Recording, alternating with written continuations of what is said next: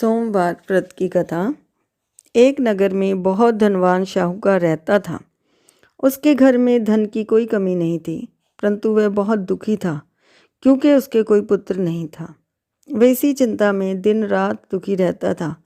पुत्र की कामना के लिए वह प्रत्येक सोमवार शिवजी का व्रत और पूजन किया करता था। सायंकाल मंदिर जाकर शिवजी के सामने दीपक जलाया करता था। उसके इस भक्ति भाव को देखकर एक समय माता पार्वती ने शिवजी महाराज से कहा, महाराज, ये शाहूकार आपका अन्य भक्त हैं। सदैव आपका व्रत और पूजन बड़ी श्रद्धा से करता है। आपको इसकी मनोकामनाएं पूर्ण करनी चाहिए। शिवजी ने कहा, हे पार्वती, ये संसार कर्म क्षेत्र है। किसान खेत में जैसा बीज बोता है वैसा ही फसल काटता है। उसी तरह मनुष्य इस संसार में जैसा कर्म करते हैं वैसा ही फल भोगते हैं। माता पार्वती ने अत्यंत आग्रह से कहा, महाराज, जब ये आपका अन्य भक्त है और अगर इसको किसी प्रकार का कोई दुख है तो उसको आप अवश्य दूर करें। आप तो सदैव अपने भक्तों पर दयालु होते हैं, उनके दुखों को दूर करते हैं। यदि आप ऐसा नहीं करेंगे तो मनुष्य आपका पूजन और व्रत क्यों करेंगे। माता पार्वती का ऐसे आग्रह देख शिवजी कहने लगे, हे पार्वती, इसके कोई पुत्र नहीं है। इसी पुत्र के लिए ये दुखी रहता है। इसके भाग्य में पुत्र ना होने पर भी मैं इसको पुत्र की प्राप्ति का वर देता हूँ, परंतु ये पुत्र केवल 12 वर्ष तक ही जीवित रहेगा। इसके पश्चात वह मृत्यु को प्राप्त हो जाएगा। इससे अधिक मैं इसके लिए नहीं कर सकता। माता पार्वती और भगवान शिव का ये वार्तालाप शाहूकार सुन रहा था। इससे उसको ना कुछ प्रसन्नता हुई और ना ही कुछ दुख हुआ।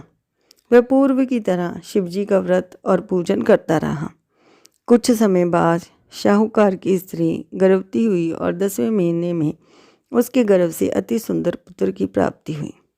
शाहूकार के घर में बहुत खुशी मनाई गई, परंतु शाहूकार ये जानता था कि उसकी केवल 12 वर्ष की आयु है, इसलिए उसने अधिक प्रसन्नता प्रकट नहीं की और ना ही किसी को ये भेद बताया। जब वह बालक 11 वर्ष का हो गया तो बालक की माता ने उसके पिता से उसका विवाह करने के लिए कहा। शाहूकार ने कहा, अभी मैं इसका विवाह नहीं करूँगा। मैं अपने पुत्र को काशी पढ़ने के लिए भेजूँगा। शाहूकार ने बालक के मामा को बुलाकर उसको बहुत सा धन देकर कहा, तुम इस बालक को काशी जी पढ़ने के लिए ले जाओ और रास्ते में जिस स्थान पर भी जाओ यज्ञ और ब्राह्मणों को भोजन कराते जाना तथा दक्षिणा देते हुए जाना।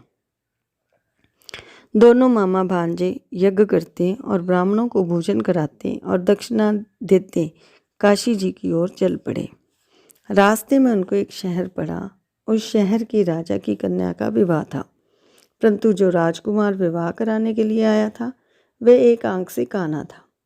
उसके पिता राजा को इस बात की बड़ी चिंता थी कि कहीं राजकुमार को देखकर राजकुमारी तथा उसके माता पिता विवाह में किसी प्रकार की अड़चन पैदा न कर दें। जब उसने अति सुंदर सेठ के लड़के को देखा तो मन में विचार किया, क्यों न द्वाराचार के समय इस लड़के से वर का काम चलाया जाए। ऐसा मन में विचार कर राजकुमार के पिता ने उस लड़के और उसके मामा से बात की। वे राजी हो गए। फिर उस शाहूकार के लड़के को वर के कपड़े पहनाकर तथा घोड़ी पर बैठाकर कन्या के द्वार पर ले गए। सभी कार्य बड़ी प्रसन्नता से पूर्ण हो गए। राजकुमार के पिता ने सोचा कि यदि विवाह कार्य भी इस लड़के से करा दिया जाए तो क्या बुराई है। ऐसा विचार कर लड़के और उसके मामा से कहा, यदि आप फेरों और कन्यादान का काम भी करा दें तो आपकी बड़ी कृपा होगी। मैं इसके बदले में आपको बहुत सारा धन दूंगा। दोनों ने इसे सहर्ष स्वीकार कर लिया और विवाह कार्य भी बहुत अच्छी तरह से संपन्न हो गया। सेठ का पुत्र जिस समय जाने लगा तो उसने राजकुमारी की चुंदड़ी के पल्ले पे लिख दिया, तेरा विवाह तो मेरे साथ हुआ है, परंतु जिस राजकुमार के साथ तुमको भेजेंगे वह एक आंख से काना है और मैं काशी जी जा रहा हूँ पढ़ने के लिए। सेठ के लड़के के जाने के पश्चात राजकुमारी ने जब अपनी चुंदड़ी पर ऐसा लिखा हुआ पाया तो उसने काने राजकुमार के साथ जाने से मना कर दिया।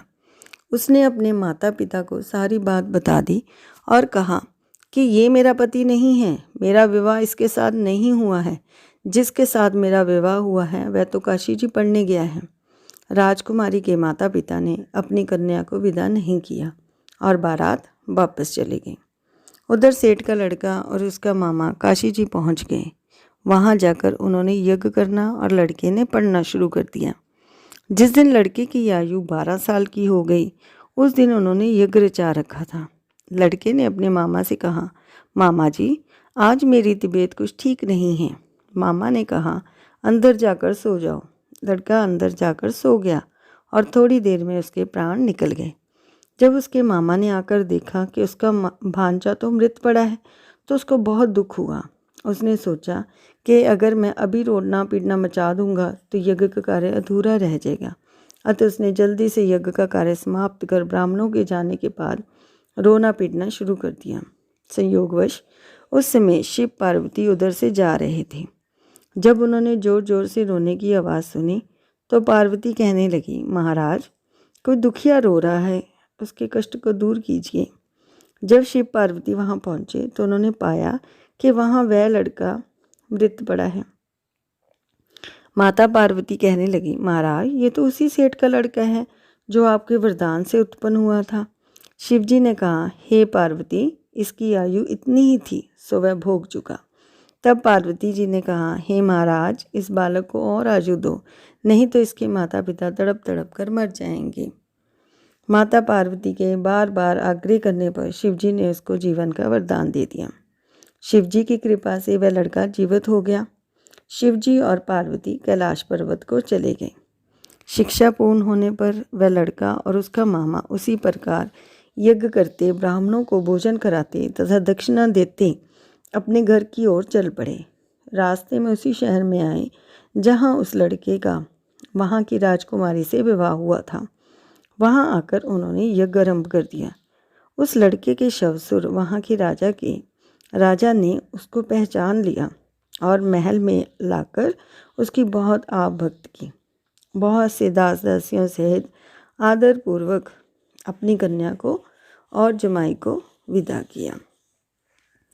जब वे अपने शहर के निकट आए तो मामा ने कहा कि मैं पहले तुम्हारे घर जाकर तुम्हारे माता पिता को खबर कराता हूँ।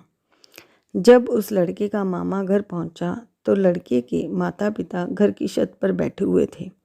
उन्होंने ये प्रण कर रखा था कि यदि हमारा पुत्र कुशल लौट आया तो हम राजी खुशी नीचे आ जाएंगे, नहीं तो छत से गिरकर अपने प्राण दे देंगे। उस लड़के के मामा ने आकर जब ये समाचार दिया कि आपका पुत्र आ गया है, तब उनको विश्वास नहीं हुआ।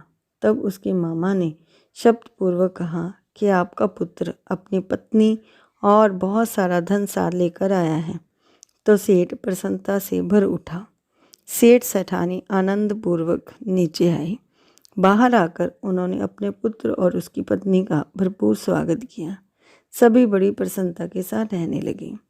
जो कोई सोमवार के व्रत को धारण करता है तथा इस कथा को पढ़ता या सुनता है, उसके सब दुख दूर होकर उसकी समस्त मनोकामनाएं पूर्ण होती हैं तथा इस लोक में नाना प्रकार के सुख भोग कर अंत में सदाशिव के लोक को प्राप्त होता है।